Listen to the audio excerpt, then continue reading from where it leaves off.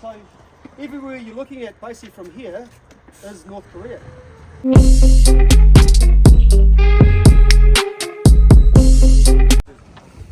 just having a little pause here because I've talked to you about the 2017 Defector incident. Yeah, this was when the North Korean soldier crosses over to South Korea and a bunch of guards basically shot him up a few times. Over 30 rounds in this direction here, hitting Korpolo 5 times in the back. You can see the bullet holes on the cooling tower, some of the bullet holes in the cooling tower. Oh. Right? But you can also see a round halfway up the cooling tower. So that round there, if you look at the video footage, you'll see a KPA soldier tripping on the MDL and falling. And we believe that's when he fired the round that it went up high. So either that or a bad shot. Get on conference row, please. The silver building to my right, your left, was used by the Neutral Nations Supervisory Commission, the Czechoslovakian and Polish group. Now the Czechs left the NNSC. They left that area, that responsibility in '93 because they ceased to become a nation state. Now the Poles were pretty much thrown out of North Korea. The water and the power were turned off by the North Koreans, and they left about a year after the Czechs left. So they haven't used this building since the mid-90s. So that was their building. Now, just recently, the Polish came last week actually. Last week they came and had a meeting with NNSC, the Swiss and the Swedes. The first building is T1. Now the T stands for temporary because all of these buildings were supposed to be temporary fixes, temporary negotiation buildings, while the armistice was turned into a peace treaty.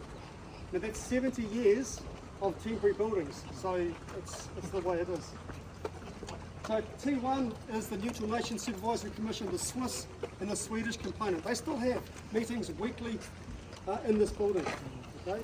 Because they have a serious role in maintaining it, and they report directly to the United Nations and the commanders depending on the breaches. Okay team, we're going to be moving into T2 very shortly and do some of the tables. Okay, well pointed out that if you are standing on this side of the table, you're essentially in North Korea. Okay, Yeah, so I'm in North Korea right now, as you can see. okay, so line. Now that MDL line, the concrete slab, I suppose you could say, was only put in there after 1976. KPA asked for it after 76. A few years prior to that, the south side wanted it. KPA refused, but after the ex-murder incident, KPA asked for it, and then the south said, yeah, of course. So they separated inside here, and now that borderline there is actually really strong and nobody crosses it. I'll say nobody with a nobody because there are examples. The microphones are on and the feed is shared between north and south. Now currently there are people working in the place I work listening to me talk right now. And our opposites are inside the back listening to me talk right now also.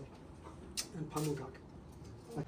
So clearly there's been a lot of remains of dead soldiers on the war who've never been recovered, never been returned to their home of origin. So there's been a lot of movement to try to get through the battle sites, to recover these remains and get them back to where they belong to the family to make them whole. Okay? So remains, put it out in the head. He was invited at the time and he decided to step across, shook his hand and stepped across. His security guards and details were not happy. Okay? Prior to him crossing, just a small story, we'll talk about the JDO shack. Prior to his crossing, there was all manner of reconnaissance being done, and a KPA soldier fell through the roof into the JDO shack because they were checking out the upper story, and they fell through the roof. This is only 4 years ago. Okay, so a lot of stuff was going on in here. The building to the rear, now, the cameras in the building, they haven't panned around, so clearly you're not that important, which is the goal. So all the symbology in the world about peace. Shortly after it was planted, it started to die. So it's kind of a bad look. So the JDO at the time was tasked with keeping the tree alive, and the JDO, this is the Joint Duty Office to my right, this is where I went. So the JDO was instructed to keep it alive. So a hose was run from the top down to keep it alive.